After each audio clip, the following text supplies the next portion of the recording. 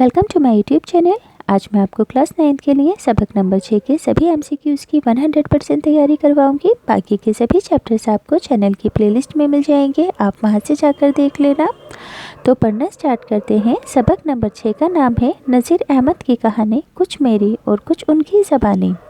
इस चैप्टर को किसने लिखा है? मिर्ज़ा फ़रतुल्लाह बेग ने। तो ये चैप्टर क्या है? मुख्तसर मज़मून है, यानी कि शॉर्ट ऐसे है।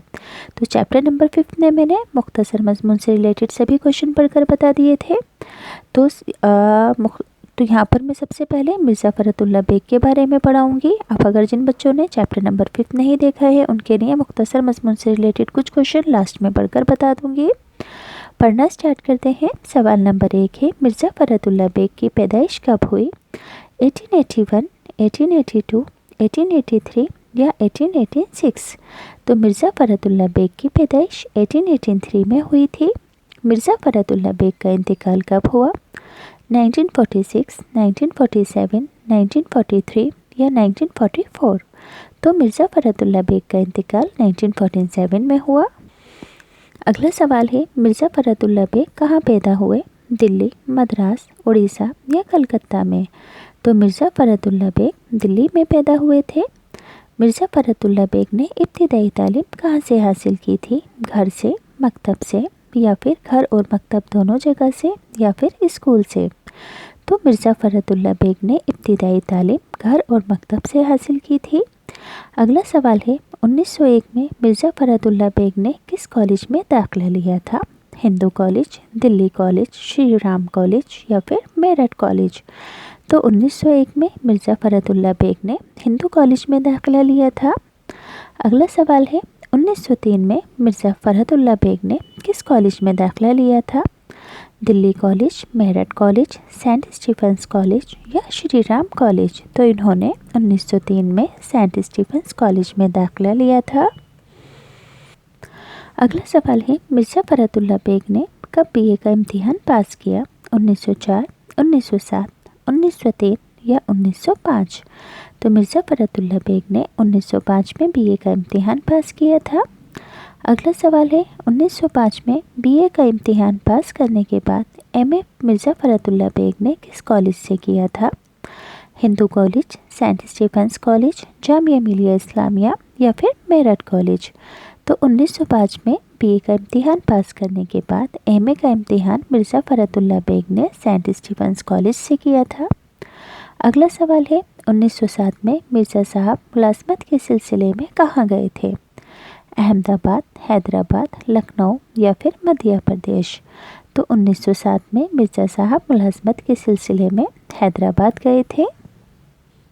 अगला सवाल है, हैदराबाद में मिर्ज़ा फ़रतुल्लाह बेग ने कौन सी मुलाज़मत की थी? प्रिंसिपल की, उस्ताद की, क्लर्क की या शोबा उर्दू के चांसलर बने थे? तो हैदराबाद में मिर्ज़ा साहब ने प्रिंसिपल की मुलाज़मत की थी।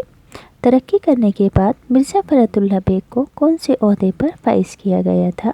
सेशन जज, वाइस चांसलर, डायरेक्टर या शोबा उर्दू के सदर? तो तरक्की करने के बाद मिर्ज़ा फ़रतुल्लाह बेग को सेशन जज के ओहदे पर फाइज किया गया था। अगला सवाल है, किस बीमारी की वजह से मिर्ज़ा फ़रतुल्लाह बेग का इंतकाल हुआ था? दिल का दौरा, सांस की बीमारी, तेज़ बुखार या फिर फालिज? तो मिर्ज़ा साहब दिल का दौरा पड़ने की वजह से इंतकाल फरमाए थे। अगला सवाल है, मिर्ज़ा फ़रतुल्लाह बेग ने अपनी ज़िंदगी के इब्तिदाई यानी कि शुरुआती 24 साल कहाँ गुजारे थे? दिल्ली, अहमदाबाद, हैदराबाद या मध्य प्रदेश? तो मिर्ज़ा फ़रतुल्लाह बेग ने अपनी ज़िंदगी के इब्तिदाई 24 साल दिल्ली में गुजारे थे।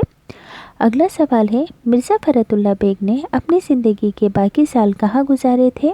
दिल्ली में, हैदराबाद, अहमदाबाद या कलकत्ता में? तो मिर्ज़ा फ़रतुल्लाह बेग ने अपनी ज़िंदगी के बाकी के साल दिल्ली के बाद हैदराबाद में गुजारे थे। मिर्ज़ा फ़रतुल्लाह बेग के तंज़ो मिज़ा के अलावा और कौन से मज़ामीन हैं, यानी कि तंज़ो मिज़ा के अलावा उन्होंने कौन से टॉपिक्स पर मज़ामीन लिखे? तारीख़ी और माशरती, तारीख़ी, माशरती, अखलाकी और इस्लाही और माशरती?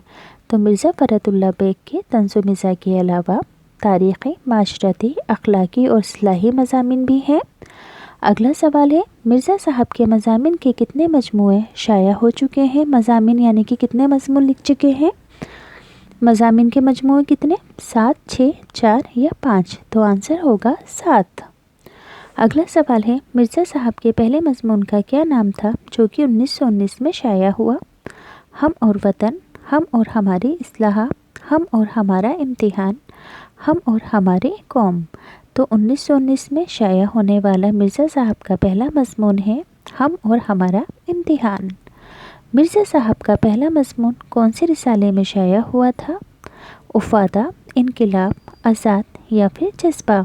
تو مرزا صاحب کا پہلا مضمون افادہ نام کے رسالہ میں شائع ہوا تھا۔ مرزا صاحب نے باقاعدگی سے کب مضمون لکھنے کا آغاز کیا تھا؟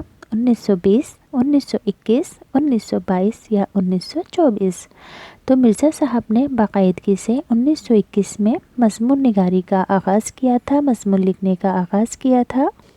اگلا سوال ہے اپنے ماموزاد بھائی کے کون سے رسالے میں مرزا صاحب مضمون لکھتے تھے؟ نمائش، آواز، آزاد یا پھر وطن؟ تو اپنے ماموزاد بھائی کے نمائش نام کے رسالے میں مرزا صاحب مضمون لکھتے تھے۔ اگلا سوال ہے 1921 میں جب مرزا صاحب نے مضمون نگاری کا آغاز کیا تھا اس وقت مرزا صاحب کس قلمی نام سے لکھتے تھے؟ مرزا علم نشرہ کے نام سے، مرزا بیگ، مرزا دہلوی یا مرزا لکھنوی؟ تو 1921 میں جب مرزا صاحب نے مضمون لکھنے کی شروعات کی تھی تو مرزا صاحب مرزا علم نشرہ کے نام سے لکھتے تھے۔ اگلا سوال ہے مرزا صاحب کس زبان میں لکھتے تھے؟ دلی کی ٹکسالی، اردو، فارسی یا انگریزی؟ تو مرزا صاحب دلی کی ٹکسالی زبان میں لکھتے تھے۔ نذیر احمد کی کہانی ڈپٹی نذیر کا ڈیش ہے، خاکہ ہے، ڈرامہ ہے، سوانح ہے یا مضمون ہے؟ تو نذیر احمد کی کہانی ڈپٹی نذیر احمد کا ایک خاکہ ہے۔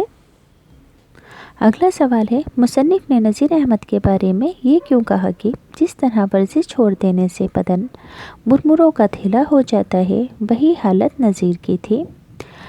یعنی ورزش چھوڑ دینے سے جسم پھول جاتا ہے ویسی حالت نذیر کی تھی، یعنی ورزش چھوڑ دینے سے نذیر کا جسم ڈھیلا پڑ گیا تھا، یعنی ورزش چھوڑنے سے نذیر ایسے ہو گئے تھے، نذیر آلسی ہو گئے تھے، یعنی ورزش چھوڑنے سے نذیر مرجھا گئے تھے اور مرمروں کی طرح دکھتے تھے۔ تو آنسر ہوگا یعنی ورزش چھوڑنے سے جیسے جسم پھول جاتا ہے ویسی ہی حالت نذیر کی تھی۔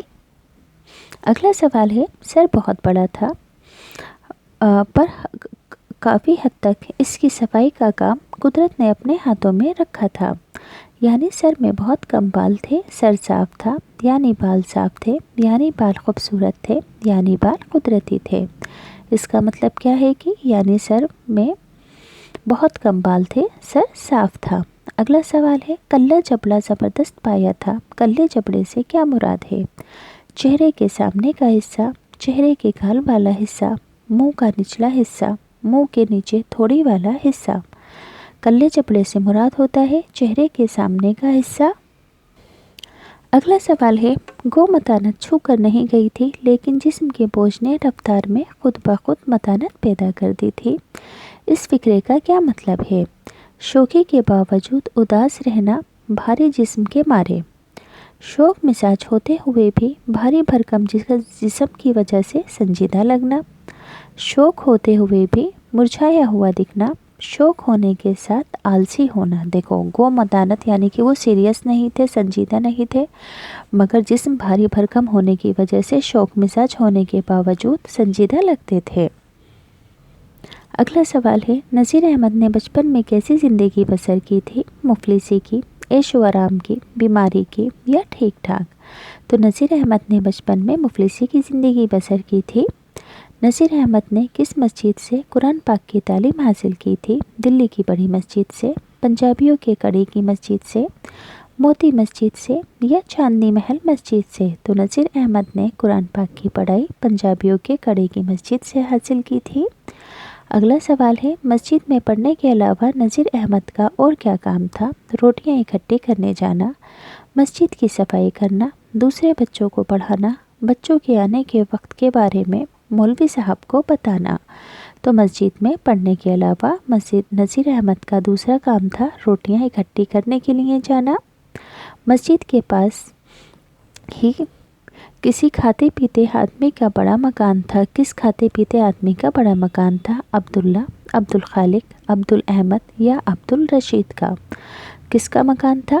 عبدالخالق کا مکان تھا۔ اگلا سوال ہے، نذیر احمد جب روٹی اکٹھی کرنے عبدالخالق کے گھر جاتے تھے تو ان کو وہاں کون پریشان کرتا تھا؟ عبدالخالق کی بیٹی، اب خود عبدالخالق کے بیٹے یا عبدالخالق کے نوکر؟ تو نذیر احمد جب روٹی اکٹھی کرنے جاتے تھے تو عبدالخالق کی بیٹی انہیں پریشان کرتی تھی۔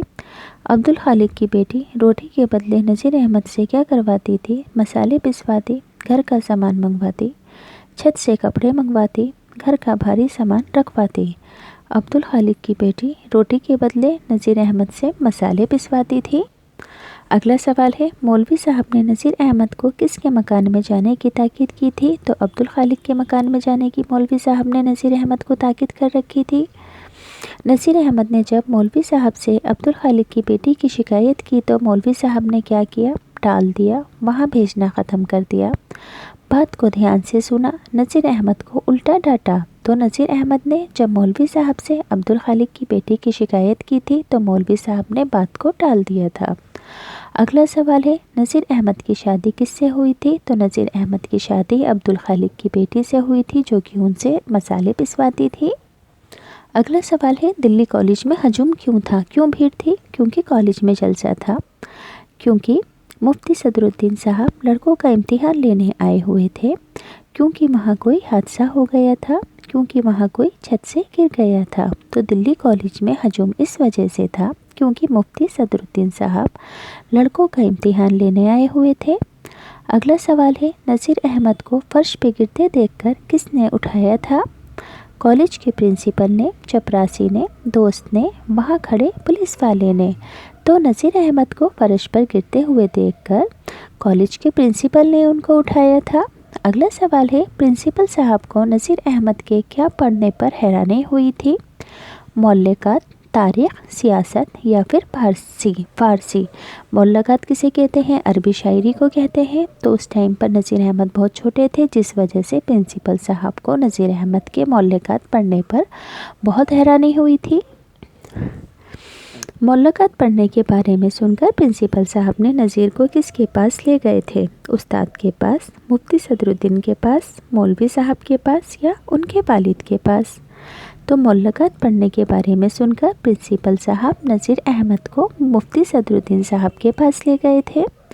مولکات کا جو شعر مفتی صدر الدین نے نذیر احمد کو پڑھنے کے لیے دیا تھا وہ کس کا شعر تھا؟ یعنی کہ اس کے شاعر کون تھے؟ میر تقی، مولانا آزاد، سر سید یا امرو بن کلثوم؟ تو وہ شعر تھا امرو بن کلثوم کا۔ اگلا سوال ہے، مفتی صاحب نذیر احمد کے کیا پڑھنے پر حیران تھے؟ امرو بن کلثوم کا شعر، مولکات، فارسی یا فرانسیسی؟ تو مفتی صاحب نذیر احمد کے مولکات پڑھنے پر بہت حیران تھے کہ اتنا چھوٹا بچہ مولکات بھی پڑھنا جانتا ہے۔ اگلا سوال ہے، مولوی صاحب کو چپراسی جو خط دے کر گیا تھا اس میں کیا لکھا تھا؟ نذیر احمد پڑھائی اور خاص مولکات میں بہت ہوشیار ہے، نذیر احمد کو اب آپ مدرسے سے جانے کی اجازت دے دیں۔ نذیر احمد کو کالج میں داخلے کی اجازت ہو گئی ہے، نذیر احمد ایک ہوشیار بچہ ہے۔ تو مولوی صاحب کو چپراسی نے جو خط دیا تھا اس میں لکھا تھا کہ نذیر احمد کو کالج میں داخلے کی اجازت ہو گئی ہے۔ نذیر احمد کو کم عمر میں کس وجہ سے کالج میں داخلہ مل گیا تھا؟ ہوشیار ہونے کی وجہ سے، مولکات آنے کی وجہ سے، زیادہ نمبر لانے کی وجہ سے یا کالج میں داخلے کی عمر ہونے کی وجہ سے؟ تو نذیر احمد کو کم عمر میں اس وجہ سے داخلہ ملا تھا، مولکات آنے کی وجہ سے۔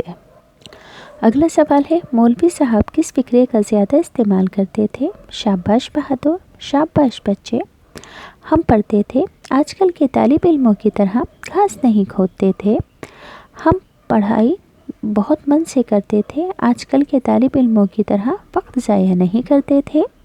تو مولوی صاحب اس فقرے کا سب سے زیادہ استعمال کرتے تھے کہ ہم پڑھتے تھے، آج کل کے طالب علموں کی طرح گھاس نہیں کھودتے تھے۔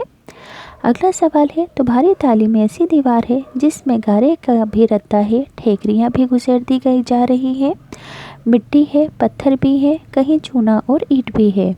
یہ جملہ کس نے کہا تھا؟ نذیر احمد نے، مرزا فرت اللہ نے، مولوی صاحب نے یا پرنسپل صاحب نے؟ تو یہ فقرہ نذیر احمد نے کہا تھا۔ اگلا سوال ہے میاں میری اردو کا سکہ تمام ہندوستان پر بیٹھا ہوا ہے، خود لکھو گے تو چیں بول جاؤ گے، یہ جملہ کس نے کہا تھا؟ تو یہ جملہ بھی نذیر احمد نے کہا تھا۔ اب بچوں میں نے اسٹارٹنگ میں بتایا تھا کہ یہ چیپٹر ایک مختصر مضمون یعنی کہ شارٹ ایسے ہے، تو شارٹ ایسے سے متعلق بھی کچھ کوشچن ہیں وہ بھی پڑھ کر بتا دیتی ہوں۔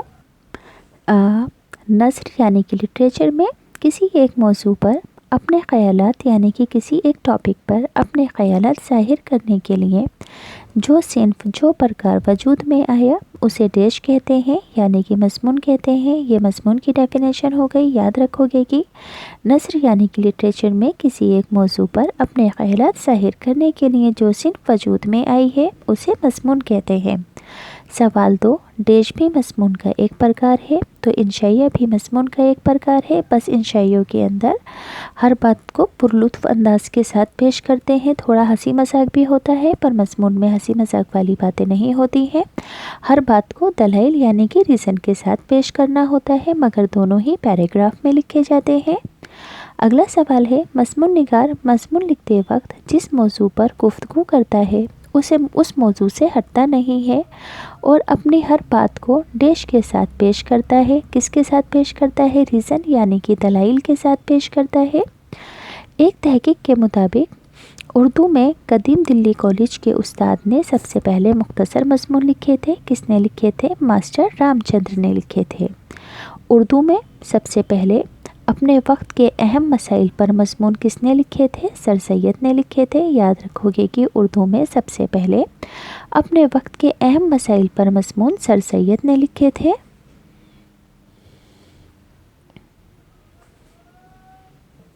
اگلا سوال ہے مضمون نگاری کو کس وجہ سے فروغ ملا، بڑھاوا ملا؟ تو مضمون نگاری کو اخبارات اور میگزینز، رسائل وغیرہ کی وجہ سے زیادہ فروغ ملا، کیونکہ اخبارات میں مضمون وغیرہ آرٹیکلز وغیرہ لکھے جاتے ہیں میگزینز میں، اس لیے ان کے چلن کی وجہ سے مضمون نگاری کو بڑھاوا ملا۔